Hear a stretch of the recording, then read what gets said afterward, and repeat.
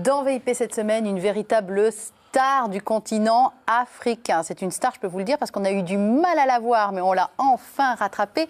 Il est certainement le rénovateur le plus inspiré de la rumba congolaise. 45 ans de carrière déjà pour celui que tout le monde appelle depuis son enfance Papa Wemba. Papa, bonjour. Bonjour. Vous me le dites une seule fois en entier, votre vrai nom, prénom, avec tout ce qui va avec? Shungu Wembadio Pene Kikumba. Mon prénom catholique, c'est Jules. Jules? Jules. Pourquoi Jules? Ben, c'était en fait le prénom de mon père. Voilà. Et comme je suis son premier, donc il fallait que je prenne aussi son prénom, quoi. Et c'est aussi parce que vous êtes le premier qu'on vous a surnommé très vite papa, en étant le fils aîné de ce couple. Vous venez nous rejoindre sur KTO. Première fois, vous me disiez que vous étiez dans un média catholique. Et bien, en 45 ans de carrière, il était temps de le faire.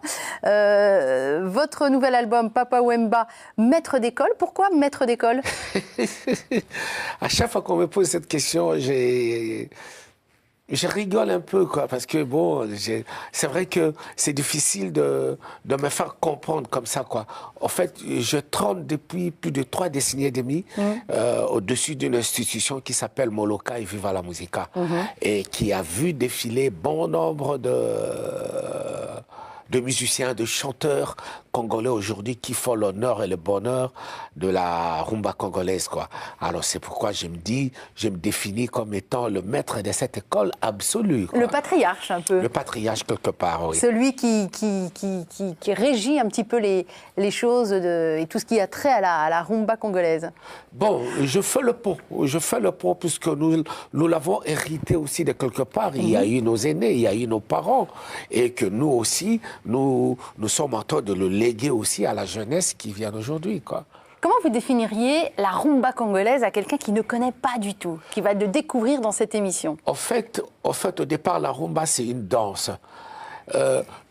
L'homme blanc, au lieu de dire kumba, il a eu du mal à dire kumba, il a dit rumba. La kumba, en fait, c'est le nombril. D'accord. Alors, au départ, c'est la danse du nombril.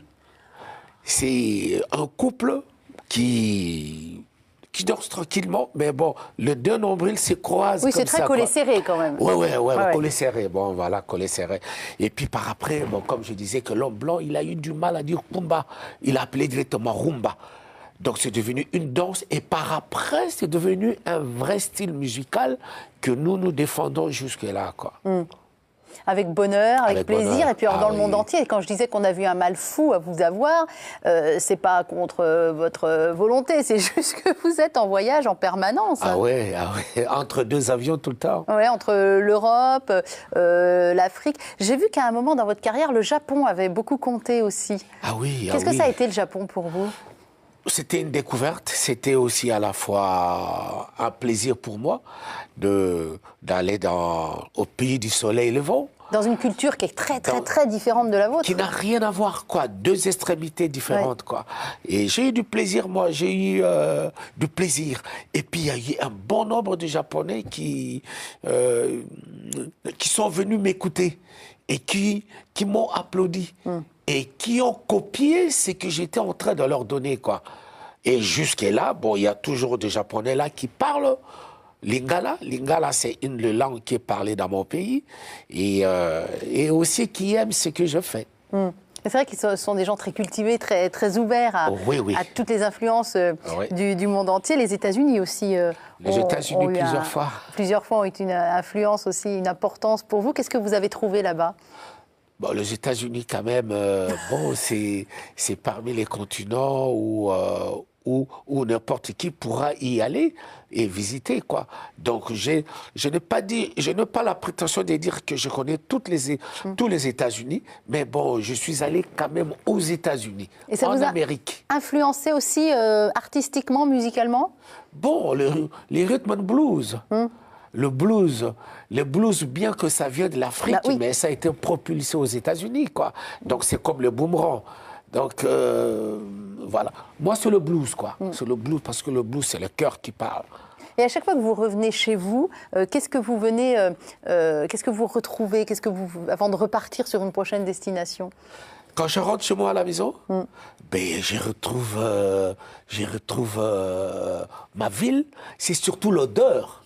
C'est surtout l'odeur de cette ville-là qui m'attire. Quelle est l'odeur de cette ville? Ça m'intéresse. C'est inexplicable, je ne peux pas l'expliquer, quoi. Ça, c'est l'odeur qui m'attire, quoi. Et puis les habitants aussi, quoi, qui sont très ouverts, très joyeux, très accueillants.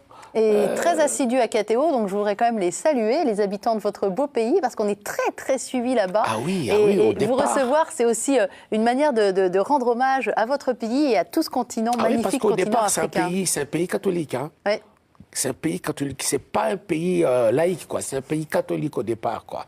Et toutes les religions sont venues un peu plus tard, quoi. Mais la religion catholique, elle est présente là, quoi. Et toujours très présente aujourd'hui. Ah oui, très présente jusque-là.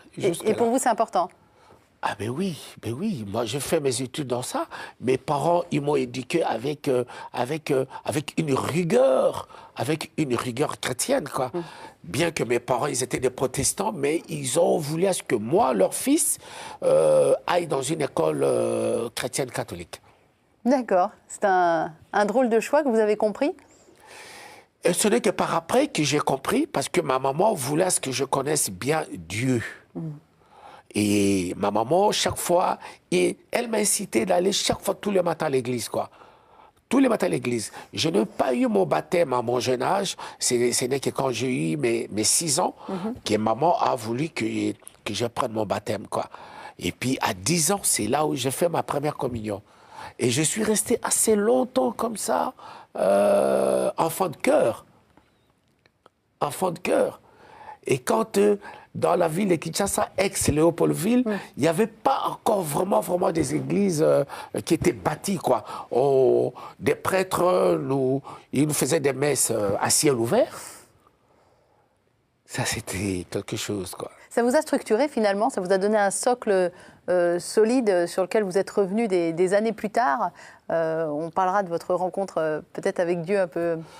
Ma rencontre avec Dieu, ça n'a rien à voir de ce que vous voulez faire allusion, quoi. Dieu, il est omniprésent. Dieu, il est là, il est partout, quoi. Quitte à toi de savoir comment l'invoquer et comment être avec lui, quoi. On y reviendra à cette conversation sur Dieu, ça va être très très intéressant et on verra en deuxième partie, on va recevoir un jeune photographe qui s'appelle Jérémy Corbeau et qui expose actuellement au Musée des Beaux-Arts d'Orléans.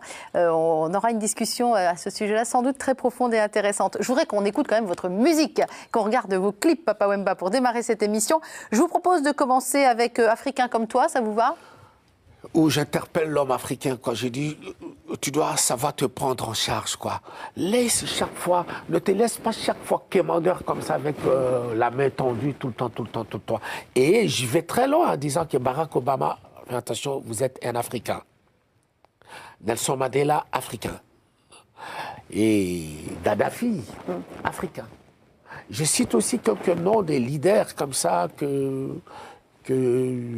j'ai eu. Nous, en France, on a Léopold Sédar Senghor, qui était important. Ah oui, tout ça, c'est très important pour nous, quoi. Donc, c'est tellement, j'incite, j'essaie de ramener l'homme africain de se prendre en charge, quoi. De se prendre en charge. Et de faire appel à une certaine fierté, finalement, africaine ? Ah oui, parce que l'Afrique, c'est un continent qui va se développer de très bientôt, là. Très bientôt, ça va s'exploser, l'Afrique, puisqu'il est encore vierge jusque-là, ces continents-là, quoi. Bien qu'il y a des choses qui se passent, mais demain, c'est un continent qui va faire venir beaucoup d'investisseurs et beaucoup de visiteurs. Ah, c'est tout le mal qu'on vous souhaite, franchement. Africain comme toi, Papa Wemba.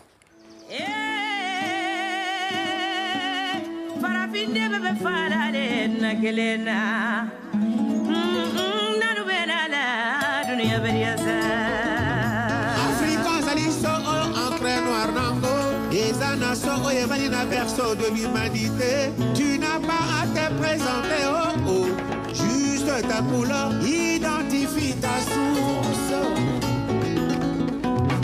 Continue bina kitoko nzambe apesa biso liboso mabele kitoko maizamba yoka mopepe bandeke ya langi nyonso ebongo banyama mabisi ya mitindo na mitindo nyonso se mpo na biso banafrika tolia tozwa makasi mpe mayele o ya koluka kotombola mpe kobatela o mabele eza komba apesa biso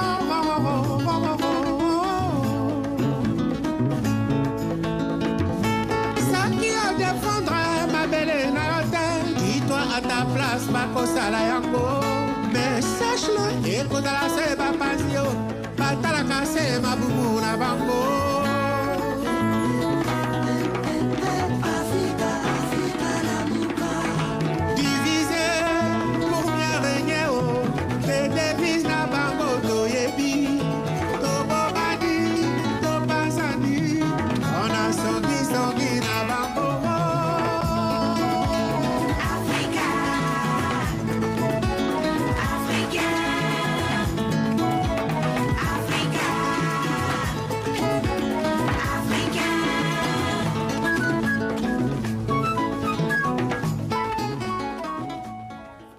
Alors Papa Wemba, je sais que vous vous en défendez, mais pourtant, il y a quand même, dans certaines de vos chansons, des messages presque politiques. Oui, je sais, vous n'aimez pas ça. Bon. Il y a quand même une responsabilité de l'artiste, par exemple, quand on fait une chanson comme celle-là. Ah oui, absolument. Absolument. Il faut de temps en temps aussi dire très haut ce que les hommes politiques disent très bas, quoi. Que la population sache de quoi. Et qu'on reste pas naïf quelque part, quoi, qu'on soit pas naïf quelque part. Est-ce que vous trouvez que vos contemporains sont naïfs? Bon, la naïveté, elle est un peu de partout comme ça, quoi. Surtout quand vous avez tout le temps la main tendue, quoi. Quand on a la main tendue, bon, il y a cette naïveté-là. Or que tu peux te prendre en charge et sortir de ce que tu as envie de sortir, quoi. Vous qui avez fait, vous avez dû faire plusieurs fois le tour du monde, non? Oui. Un peu de choses. J'ai eu cette chance-là de traverser tous les océans et je remercie le bon Dieu d'ailleurs de m'avoir donné cette occasion et de m'avoir donné aussi cette belle voix, quoi. Ouais. Puisque bon, c'est ça mon arme. Oui, qui est une voix d'ailleurs un petit peu perchée. C'est pour ça qu'on s'appelle le rossignol. Oui, oui. Mais alors justement, je voulais vous dire, vous qui avez fait plusieurs fois le tour du monde, il est reçu comment votre pays ailleurs? Enfin, qu'est-ce que vous en percevez, vous, de l'image de l'homme congolais, africain, si on veut faire un peu trop large, un peu plus large? Bon, c'est vrai que ce pays est convoitisé, quoi. Il est convoitisé par nos voisins et convoitisé aussi par l'Occident. Il faut le dire clairement, quoi. C'est un pays qui a un sous-sol vraiment trop riche. Et que bon, voilà, jusque-là, ça se cherche encore. Et cette démocratie-là qui nous avait été imposée, bon, aujourd'hui, c'est vrai que la démocratie aujourd'hui, bon, elle est connue de tous maintenant, quoi. Elle est connue de tous, quoi. Mais seulement, nous sommes un peu quelque part à la merci de ceux qui nous font pour nous diviser, quoi. Moi, je trouve qu'il y a un décalage assez extraordinaire, mais vous allez me l'expliquer, entre un discours qui est très construit, qui est censé, on voit que vous avez roulé votre bosse, que vous avez réfléchi à beaucoup de choses, puis quand on écrit, on réfléchit de toute façon. Et puis, cette période, alors que, pour tout vous dire, j'ai découvert en préparant cette émission ce qu'on appelle la SAP. Est-ce que vous pouvez nous expliquer ce que c'est que la SAP? C'est un mouvement hyper important dont vous êtes l'un des meneurs. Expliquez-nous ce que c'est et pourquoi c'est tellement important alors que ça a l'air tellement pas artificiel, mais superficiel, quand on découvre un peu les choses comme ça. Et j'ai l'impression que ça n'est pas tant que ça. Alors, expliquez-moi la SAP. Bon, c'est vrai que pour un Européen, ça paraît quelque chose de très... C'est étrange. C'est étrange, mais ouais. Pour nous, Africains, c'est pas du tout étrange. Parce que les dimanches, quand on va à l'église, nos parents, c'est sapé, quoi. Tiré à quatre épingles. Même nos mamans, et se mettait vraiment en boubou traditionnel très, très, très bien, quoi. Bon, alors, nous aussi, quand on va à l'église, enfin, c'est peut-être moins vrai aujourd'hui, mais on essayait de bien s'habiller un peu mieux que d'habitude. La SAP, ça veut dire la Société des ambianceurs et des personnes élégantes. Voilà. C'est un mouvement qui est né au Congo. Voilà. Bon, c'est vrai qu'on a voulu sortir un peu de l'ordinaire, quoi. C'était un mouvement qui était parti de jeunes qui se faisaient des défis qui étaient le mieux sapés et tout ça qu'on sort. Et puis ça a pris une ampleur incroyable qu'on ne s'entendait même pas, quoi. Nous, on ne s'attendait pas de ça, quoi. Quand nous sommes arrivés ici à Paris pour la première fois vers les années 80, on ne s'attendait pas. On croyait que, bon, c'était entre nous seulement comme ça. Et puis la presse parisienne s'est rapprochée de nous. Et ils ont découvert que, bon, nous, on avait le mouvement, tout ça, de la SAP et consorts. Et puis, bon, ça a pris l'ampleur que nous-mêmes, on n'entendait pas, quoi. Il y a eu le film, là, Black Micmac, qui a propulsé aussi le mouvement de la SAP, des sapeurs. Et puis, bon, jusque là. Hier, c'était critiqué. C'était critiqué par certains. Il disait que c'était un mouvement de voyous, de gens qui ne réfléchissaient qu'à s'habiller. Oui, qui ne pensaient qu'à l'apparence et aux apparences extérieures, alors. Mais il y a une période, il y a chaque fois un temps pour tout, quoi. Hier, peut-être c'était ça, mais aujourd'hui, peut-être on pense maintenant à autre chose. On pense beaucoup plus à autre chose, quoi. Et puis, bon, maintenant, tout le monde se réclame sapeur. Même Obama, aujourd'hui, se réclame sapeur. Vous voyez comment Obama s'habille aujourd'hui, là. Il s'habille très bien noué la cravate. Parce que ça, c'est pour rigoler, quoi. Au-delà des habits, comme vous dites, d'être tirés à quatre épingles, d'être originaux, d'être un peu flamboyants, etc., est-ce qu'il n'y avait pas une revendication politique aussi derrière ce mouvement? Pas du tout. Ça n'a rien à voir.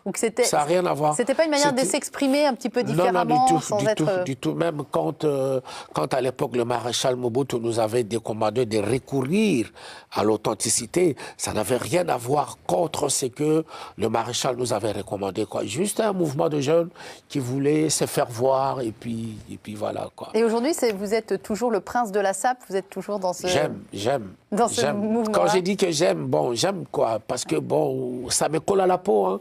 Bien que je sois plus vraiment le sapeur d'hier, parce que hier, pour s'habiller, il fallait dépenser beaucoup d'argent. Mais même trop, non? Il n'y en a pas qui sont allés un peu dans des extrémités, des jeunes sans argent, qui sont peut-être allés un petit peu trop loin, enfin ça... Sans argent, c'est trop dire, quoi. Comment sans argent? Ah ben oui, mais bon, quand on travaille, c'est avec la sueur de son front qu'on gagne l'argent, et on peut se l'offrir n'importe quoi, quoi. Donc, mais bon, aujourd'hui, c'est quand même... la SAP est devenue un truc de la rue. Tout le monde s'y réclame maintenant sapeur, quoi. Et la SAP aujourd'hui est dans la rue, quoi. Et dans la rue, ce n'est plus comme hier où on partait, on achetait des costumes à plus de 10 000 euros, de 15 000 euros, quoi. Vous avez dit la sueur de son front. Ah oui. Vous avez bien dit ça. Si je ne m'abuse, c'est une des phrases qu'on retrouve dans la chanson Simple Rêve. Simple Rêve. Ah oui, vous voyez, hein. Eh ben on va l'écouter et la regarder. Cette chanson, moi, elle m'a particulièrement touchée. Écoutez vraiment bien les paroles, vous qui nous regardez et qui nous écoutez, parce que c'est là aussi une fois très profond. Et je vais aller vous chercher sur une ou deux phrases comme ça, Papa Wemba. Merci. On écoute. Dans mes rêves, je suis un enfant d'un futur très très brillant. J'apprendrai tout de mes parents, valable pour tout mon vivant.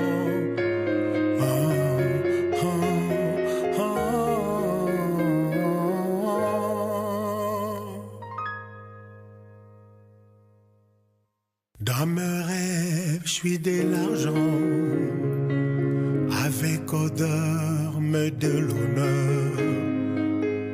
Dans mes rêves, je suis travailleur, mais je gagne avec sueur.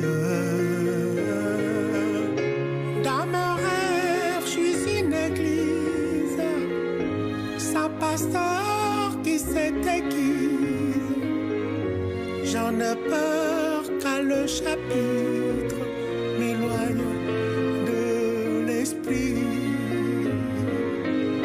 Dans mon cœur, j'ai mal. Dans mon cœur, j'ai mal.